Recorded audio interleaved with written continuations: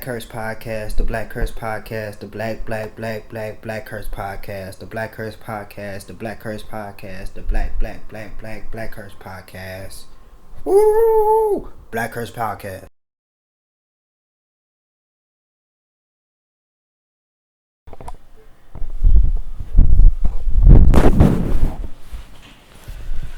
Alrighty. Oh.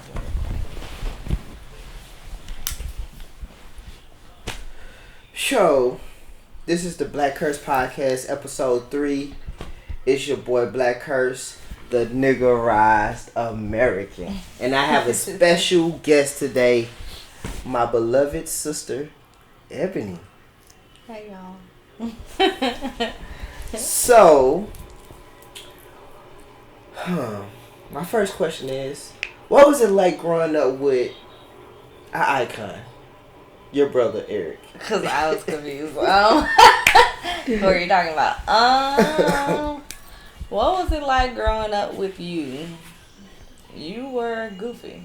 Mm-hmm. Well, you were goofy. We liked to play a lot. We liked to wrestle. Mm-hmm. I also remember the times, though, when I would get in trouble and that you would act as if you did it. Mm-hmm.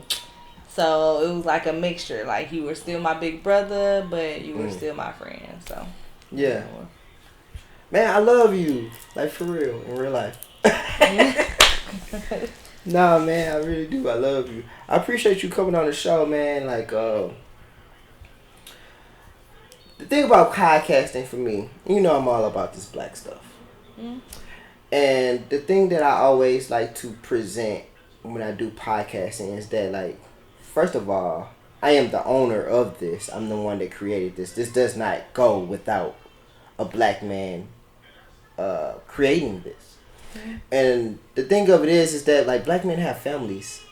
Mm-hmm. Black men have loved ones. And you're my sister. You know what I'm saying? I grew up in a house with you. We have the same mother. Mm-hmm. And we also have the same father. Mm-hmm. So I think it's incredibly important that, you know, with us having that, we should be able to present that to the world. Yeah. You know what I mean? So, with us growing up together in the same household, you know what I'm saying? What do you think about our household? Our household? Mm-hmm.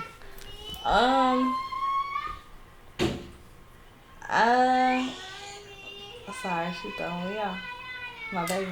But no, growing up in our household, it was, we had a close bond. Mm-hmm. We did a lot of things together. Mm-hmm. Whether it was just like school, traveling, Mama took us everywhere with her. Right. Everywhere. And on those rides, on those, even if it was just going to church, like, she took us everywhere. I'm sorry. You want to pause it? Yeah. Would have been a pivotal moment. Oh, yeah. So, the good thing about that, what SIU taught me was this. I was independent. Mm-hmm. Oh, man, this is great. Because I was telling my girl recently, and with me being in nostalgic mode, and me having a family now, and having kids, having a kid. When I was at SIUE, even though I used to hang out with my friends, mm-hmm. I did a lot of things on my own. Mm-hmm. And when I say I did a lot of things on my own, like, people don't know, I used to go to strip clubs by myself. I used to go to clubs by myself. I used to go to college parties by myself all the time. Because mm-hmm. a lot of times my friends, they were in St. Louis and I was in Edwardsville or whatever. They mm-hmm. tired from work. They got the girl. They got whatever mm-hmm. they got going on that they couldn't come hang with me. So I would go by myself. I didn't need anybody to come with me and mm-hmm. do things. And it was good that I did that. Yeah. It was like, for instance, like I would take Jermaine with me to, like, for instance, like underground hip hop. It would be like this spot where it was like on the south side and it was like literally like rappers would come and perform and their music was like trash and they was it was underground shit. Mm-hmm. But I enjoyed going, you know what I mean? Mm-hmm. And if Jermaine didn't want to go with me, I used to go by myself. I used to do a lot of this all by myself. I still hadn't had sex. I wasn't doing nothing crazy, wild. Yeah. I would just go do things on my own or whatever. And I was telling my girl, like, man, that was some things that I used to enjoy. I used to love the fact of like going out by myself. I used to enjoy like just doing things on my own. Sometimes I used to just ride around the city, 3:00 in the morning. Mama wasn't there, nobody was there. Nobody knew or cared, like, or you know what I mean. I used to just ride around the city. Sometimes I used to always go and look at our old apartment building. Sometimes I used to just do whatever I wanted to do. Yeah. I had that moment in my life. You know what I'm saying? So anyway, it was a pivotal moment because I was into this person who I named my son after. And he was talking about business, and he said something about this. If you want your own business, he was like, hey, I used to can tell you the concept, or I can tell you where he got the source from. But it was basically like they did a study in I think it was Milwaukee or somewhere. And they was like, people who have small businesses, they either work a full-time job or a part-time job. And they utilize that money to build their business up until they get to where they can be self-sufficient. And I was like, man, that's good. You know what I'm saying? So with that, I had a job at the library. Yeah, I remember that. I got fired from Macy's. Then I got a job with the library. Okay. And then I started and listening to him talking about that or whatever. I literally applied for UPS that night. Now I applied for UPS because somebody told me that like you can get that job quick. And I got 2 jobs. So then with my mom, you know what I'm saying, just like listen to consciousness and everything. Me and my mom just literally, and they would talk about independence and being like black owned and like having your own independence. Yeah. And saying that like, you know, when you live, it's like basically when somebody pay you, they basically tell you what to do. And when you live in somebody's house and when you're, what's the word I want to say, you're dependent on them in any kind of way, they tell you what to do. So with my mama, at 23 years old, my mom is basically, I'm dependent on my mom because I'm living in her house. And she's telling me what to do. And I had a very firm concept and understanding that, you know what? I'm going to go leave. She was talking about washing dishes. I worked 2 jobs. I was going to school full time. She was talking about washing dishes. She was talking about cleaning up. She was talking about some other stuff that I didn't care nothing about. I didn't have time to do. Yeah. You know what, Ma? I'm leaving. I didn't cuss my mom. I ain't do no. But I was just like, you know what? I'm going to find an apartment today. And I literally left that house. And I went and found an apartment. And when I came back, she was like, I don't think you should leave. And she was crying. I was like, Ma, I found an apartment already. I move in on this day. Can you please allow me to stay here too? This day. When I say that independence, that belief, that stepping out on your own, oh my gosh, that changed. It took me out of my depression. It gave me a sense of understanding. It gave me a sense of like, I don't know. It taught me something about myself. It taught me something that like, bro, you don't like being dependent on nobody. You don't like being relegated to or subjugated to any type of system that is not created by you. So then when I got my own house, got my own apartment, that independence was, you get what I'm saying? Like, no, it's crazy. I think the benefit of being a younger child is seeing the older child go through stuff. And you be like, you know. Yeah, and it's funny. You know what's funny though, right? Yeah. People used to always say, the funny thing about me and what I understand about life, right? Sometimes put yourself in a very uncomfortable position. And people don't get that.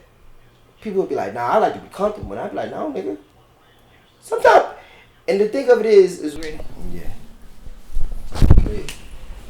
we good now. We good now. Oh. What happened to the light?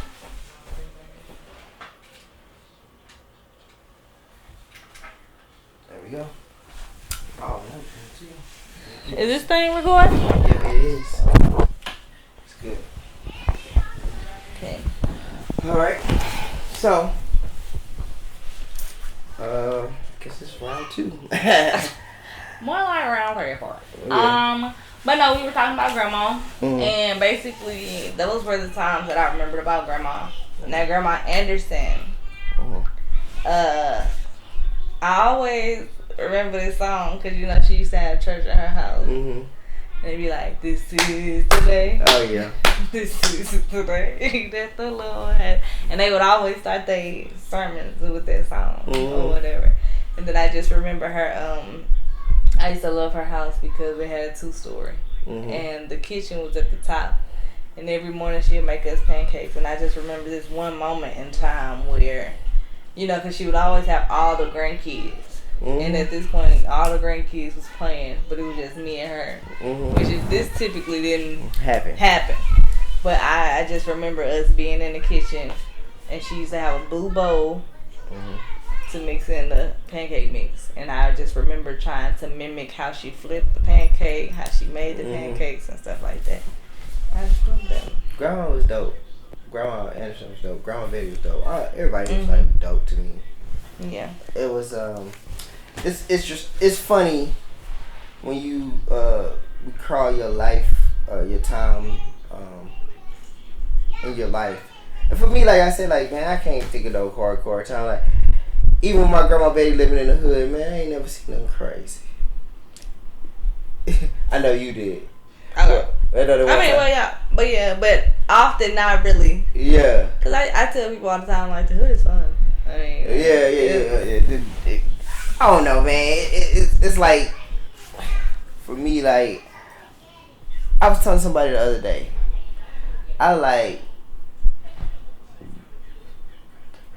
people think like, oh man, you grew up in everybody, when I'm in Texas, because of who I am, everybody think I grew up in like a suburban area. And I'd be like, bro, I lived in the city in the loop. I lived on the south side, but my dad lived in the hood. You know what I'm saying? I used to go to my dad. I used to catch the bus. Just that there. I saw a lot of shit at my dad's house. Seen a lot of shit just living in St. Louis. But like, from that, the hood lifestyle, that street shit wasn't cool to me. So like, I just never really bought into it. Yeah. You know what I'm saying? And I just never thought it was cool. I never really cared to be hood. I just saw that And then people think like being hood is like rap music. Because rap music and entertainment and movies like sexualize it to make it look sexy. You know what I'm saying? They make it look like, oh, you get drugs, you sell your drugs, you get the bitches. This, that, and there. And I'd be like, man, fam, the people that actually saw dope, they looked like bums. See, like, for me, I didn't, like, I'm sure you did, because, with daddy and all of that stuff. Yeah. I didn't see, like, that part, like, the drugs and stuff. I got more of, like, the kid aspect of it, so, like, all the hood kids at Aunt Liz's house, like, popping fireworks at each other. Yeah. Nigga knock. There was a point in time where there was like a drive-by or something. But, I mean, that was just a cool get on the ground and we back to playing. But other than that, I didn't see like the drugs and everything. All I remember as far as like the hood, like grandma's house and Aunt Liz's house. But just the closeness of it. Yeah. I wasn't like this. I wasn't like really traumatized by it. You know what I'm saying? Like, I wasn't like... And it wasn't like, I said, like, it was people that sold dope, like, that, like, I knew. And it was like, they didn't look like rappers.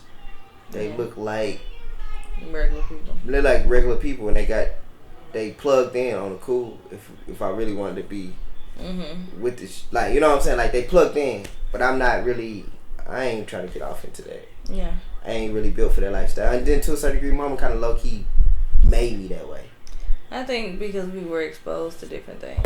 Yeah, we were exposed to a lot of things. So when the summers I did go to Aunt Liz's house, I'd be like, okay, yeah, that's fun. Because I know come the end of July, I'm going back home to go get lobster tails. Like, right. You know what I'm saying? Like, it's like a lot of that. It is like funny because like I was telling V on the Garage Talk podcast. Shout out to the Garage Talk podcast. That's my other podcast. Go look at it.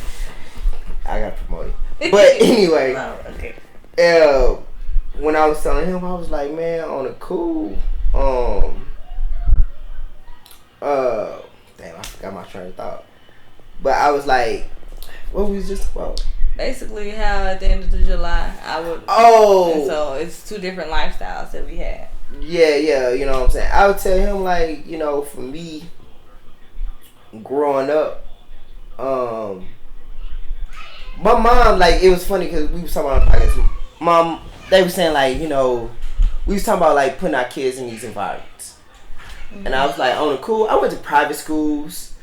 My mom showed me a different lifestyle. We was around different shit or whatever. I was like, but shit, it was a crackhead that used to watch us. That was in the family. I said, and I would go to their house and I would live. I mean, I wouldn't live, but I'd be around them and I would see how their life was, and it didn't really like.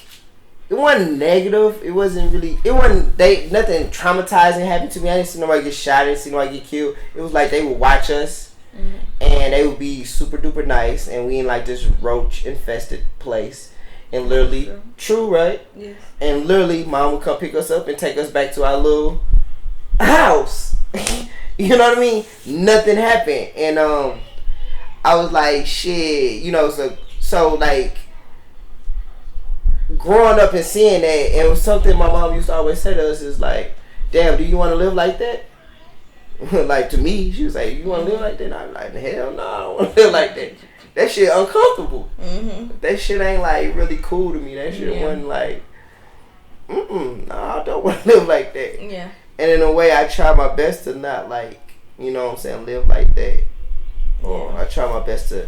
And personally, with me in my life, it's like, shit, I ain't, as a grown up, I ain't had no fucked up ass. Yeah. I think I try my hardest not to have nothing like that. Right, and that's like, even my first apartment, it was like some bush. It was like a shit going on in my neighborhood. You know what I'm saying? I think I'm just, I guess like prideful in a sense. So even if it was struggle, I tried to adjust the best way I knew how. Mm-hmm. And so like as far as like college went, like when I seen you came back from college, I said no. I don't want that. So when I went to college, that was my mindset. Like, I'm not going back home. Like, I mean, this is it. So either you gonna make it or you're not gonna make it. And I also remember like one thing, and maybe tell me if maybe this is a wrong memory, that like you changed your major.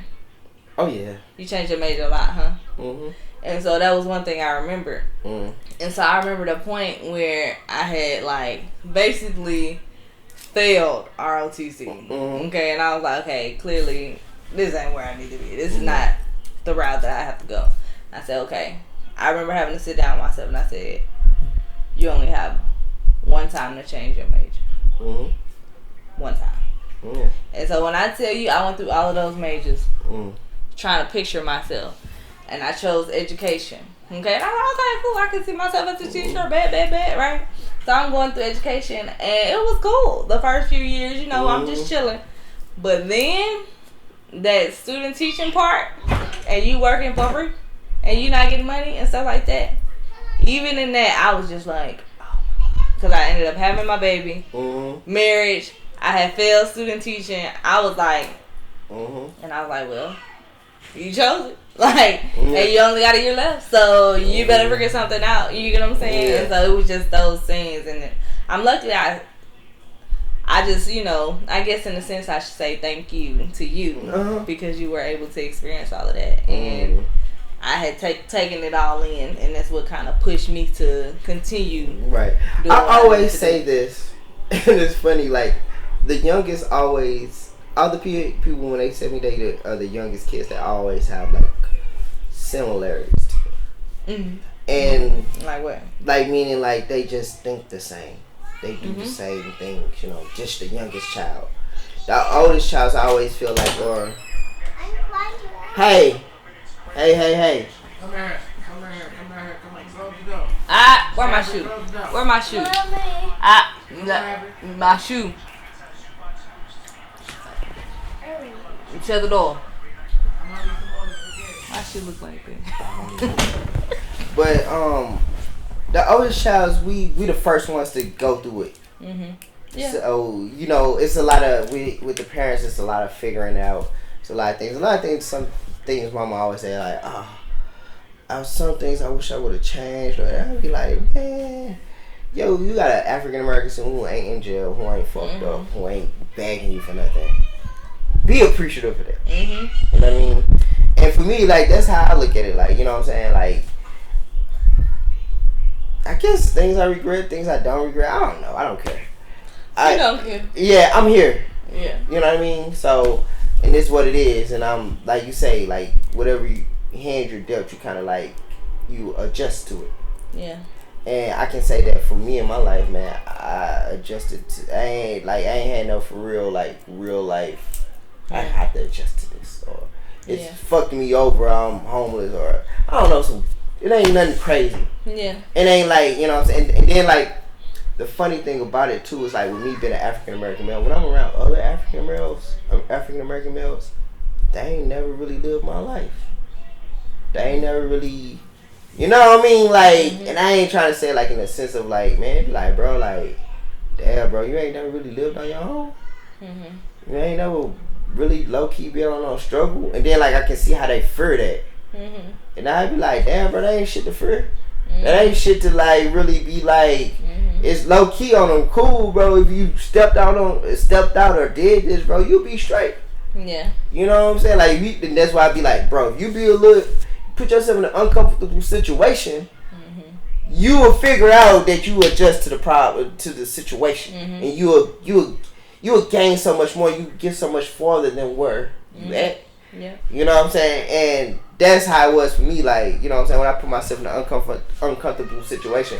And, like, a lot of times, man, even now, I go through uncomfortable situations. On my job now, you know what I'm saying? Literally, they put me in a new position. Bro, I ain't getting no for real training. Yeah. I'm adjusting, bro. Like, and something that's crazy was, like, I was low-key, like, mad about the shit. Like, every day, I'm like, man, fuck this shit. Yeah. And then, like, I had to work with somebody, and he been there 3 or 4 months in this position. I'm telling bro what to do. Bro, after that, my confidence shot to the roof. I was like, you get what I'm saying? Yeah. Like, and I'd be like, I'm like, bro, I knew more. And somebody would be like, we low key. Everybody been telling you that though, bro. Yeah. You know more. You ain't. You think you going through a struggle. You think it's bad. You think it's like you don't know, but you know, and you doing it. Yeah, like it's those uncomfortable positions that show us things that other people have seen in us. Like, for instance, one of my coworkers, like, I already see, like, her qualities that she don't even see in herself yet. Yeah. You know? And so when certain opportunities come, she be like, hello, like, you're just not seeing it. And I just feel like we are our hardest critics, our worst critics. Hey, yeah, I always been like that, you know what I'm saying? One of my friends, she used to always tell me, bro, my mom was the first person to always tell me this, and this has always been throughout my life. You so hard on yourself. Yeah. You know what I'm saying? You so hard on yourself. You have these hardcore expectations that's low-key, sometimes unrealistic. And if you don't get that, you feel down or you feel bad about it. And it'd be like... Ivory, go play. Okay, I'm finna get my shoe because you're not listening. You know what I'm saying? I'd be like having those, I have those moments a lot. You know what I'm saying? And be like, at the end of the day, be like, man, you straight. People will let me, like, and I feel like God does that. Like, you know, he put people in your life to let you know you straight. It's an old man at my job, he tell me every day, man, they show all these knuckleheads on TV, these rappers, these bullshit ass people. You come to work every day. You a great role model.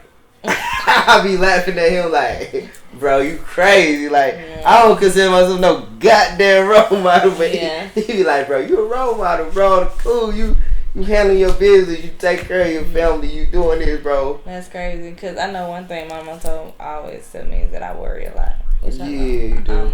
I like worry a lot. You do. You worry a lot, you know. I worry a lot, very much. You worry a whole lot.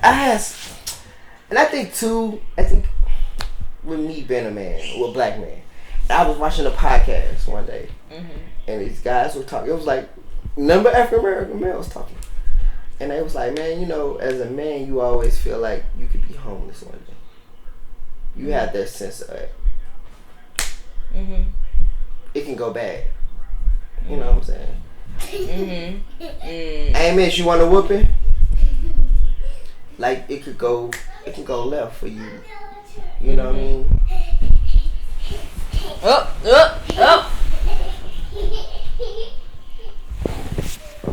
Y'all have to lock the door. That one and this one. And this one too. So, problem solved.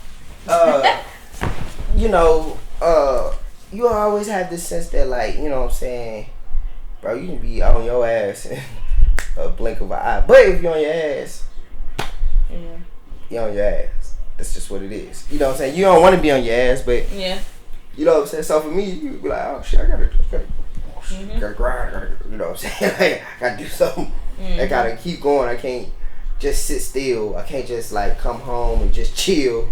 I gotta always be trying to like figure out what's the move, or I gotta be trying to think like 5 steps ahead, 10 steps ahead. Yeah. To try to like solve this or solve that. You know what I'm saying? And that's really a lot of times like where my world be about is that. You know, sometimes I can like not be what's the word I want to say, like present in the moment because I'm trying to think 5 steps ahead. I always think that like I could be broke tomorrow, be fucked up tomorrow, and I have to do some type of work. I have to be productive in some kind of sense to compensate for that. You know what I mean? Because literally I could lose my job tomorrow, and what the fuck you gonna do? Yeah. You know what I mean? You know what you gonna have there? What is your plan next? What are you gonna, you know what I'm saying? And then, but with that too, I do understand that also sometimes it's okay just to be still, just to allow things to work itself out. Because a lot of things are outside, majority of things are outside of your control, and that's where you could be homeless. It's because a lot of things are outside of your control. You know what I'm saying? That's where you have to believe in you have to believe in God or some type of power. You have to believe in something. Because like literally, so many things, like you go to work, people could be fucking with you. And I've been in predicaments where it's like, bro, I've been in positions where it's uncomfortable. It's so uncomfortable that nobody likes you. And it's just how you eat. This is how you literally feed your face. And it's like, bro, you getting blackballed, you getting fucking, you've been put in an uncomfortable situation. It ain't comfortable at all, bro. And I go through it, and it's like when I say like I couldn't do nothing but sit still. It's like this. I'm making money, people on my ass. I don't know. I can't do nothing but let it play out. And when it plays, like, bro, I was good. I wasn't really. No, for real. And I think what I found with myself is that I think of the worst possible scenario. Oh, yeah. But then it turned out to not even be that bad. I was telling, and like I was telling my friend, like, hey man, in a snap of a finger, your life could change. And he started like, yeah, shit can go bad. I was like, nah, shit can go good for you, bro. You can literally think like, oh, this situation happened, you be like, damn man, I don't know, this probably gonna be a little fucked up, I might have to kind of thug it out. Yeah. But I've been in thug it out situations, but come to find out, man, it really wasn't that. Yeah. But two, you also have to seize the opportunity. Yeah. You know, you gotta understand when the opportunity presents itself, you have to do it. Like even with my new job, my friend, when I got fired, my friend literally called me on the day I got fired. Like, I was like, damn, I just got fired, woo, woo, woo. You know, I wasn't even like in the bad state. I was gonna chill out for a couple months on the cool. I knew I could. And he was like, shit, bro, I'm at this new job, shit, nigga. Go ahead and apply for this. I applied, you know what I'm saying, 2 months later, I got a job. I thought, like, my last situation was a little fucked up. This situation is different. It's new. It's helping me. It's good. You know what I'm saying? And but I seized the and I was telling him, oh, when I say seize the opportunity, meaning like I had told him, I said, I had told him, I said, bro, I'm cool. I wasn't trying to get back in motherfucking manufacturing. Fuck manufacturing after what I went through, bro. Fuck that shit. And And I was like, literally, bro, I was gonna try to find. I was trying to go in a whole nother direction. Literally, I was trying to go in a whole nother direction. I was like, but you called me and you was telling me, and he was low key adamant, like, I'm going to them people tomorrow, bro, and I'm gonna tell them to hire you, bro. This, that, third, bro. You need to apply. Yeah. And I applied. I low key really didn't want to. Yeah. I really didn't want to be a manufacturer. They turned me down the first time, and I was like, oh, cool, you know, whatever. It was meant. Like, I wasn't meant to be there. Then bro called me back. Yeah, bro, I went in there and got on their ass, bro. Dude told me tell you go reapply. And I reapplied. I low key didn't want to be a manufacturer, but it was a reason for me. It was seizing the opportunity. It was you ain't got no money coming in. I was getting unemployment or some, you know. I was. It's crazy. I just see it's crazy because a lot of things we be trying to work out ourselves. Yeah. But when you have whoever you're associating yourself with in that moment, you'll see who's in your corner. Because even for me and my job, right? Of course, I didn't want to be there, you know, and that's just a whole nother story. But my coworker from work, we were having our end of the year conferences with the principal or whatever, and she basically told my principal, like, look, she said, don't sleep on Ebony. Like, don't sleep on Ebony. She's an artist. Like, all of this stuff that we doing, all of this, like, community work that we're trying to do, that's it. Right? So, of course, she's like, really? Right? It's like, when I go to my end of the year, right? She's like, yeah, so-and-so told me, da-da-da-da. And I'm like, yeah. She's like, cool, I'm going to hook you up with this person. Matter of fact, I want you and your husband to come and do that, da-da-da-da. So now, because of who I have associated myself with, I have been put in places, and because my name is in rooms that I wasn't even in, I am elevating and walking in my purpose that God has called me. Without even, yeah, exactly. And it's not, you had no control over it. No control. Like none whatsoever. And it's crazy because probably like a month before, George's mom had wanted me to do her logo. And I had told her, mind you, I'm like in a funk, okay? Because I'm like, I don't want to get this job. Like, I just don't, just whatever. And I'm like, and I just straight up I said, I'm not doing art no more. Like, I'm not doing it. I'm not feeling it. I said, you might need to call somebody. Like, I'm not there no more. You know? And Jordan, when I told him that, because I had told him that before I told her, he was like, what's up? Like, that's who you are. And I'm like, bro, I'm not feeling it, like, at all. And so, one of the things that came along, the principal asking me, because backstory, you know, we have a nonprofit, right? And one of our things to kick it off. What is your nonprofit? Oh, community cultivation, right? And our goal is to connect the community, right? So through after school, summer school, then we want to do transitional living home for those, because my husband works in the juvenile center, right? So a lot of those children, when they are released, their parents have left them or moved to another place and they have no place to go. Yeah. So we want to do like a transitional living home for those kids that don't have nowhere to go, right? And then our end goal is to have a community center, right? But to kick all of this off, right, so this year we have gotten our name like legalized and finalized and everything, and we getting our status, 501c3 status and everything. But to kick it all off, we wanted to do a back to school bash, right? And so, you know, when I got into my end of the year meeting, before I walked in, I was already kind of praying, like, Lord, do I bring this up to her? Because we kind of wanted to go and talk to her together with our shirts on, you know, real professional. And I didn't have, like, the convicting feeling, like, no, I don't do it, right? And so I kind of was like, yeah, because she had brought up art. And I was like, yeah, I actually majored in it. Then I changed my major, like, and it was just a whole bunch of stuff. And she's like, oh, okay, right? And so then I ended up telling her about our nonprofit and how we wanted to do a back to school bash at the school. She was like, are you serious? She said, I didn't know that you were doing all of that. I just talked to somebody yesterday about how I wanted to do a back to school bash. I want to work with y'all. And I'm going to connect you with the woman. So, back to the art. This is a long story. You want me to stop? No. Okay. So, The woman she hooked me up with, right, is our wraparound specialist who connects the community with the school.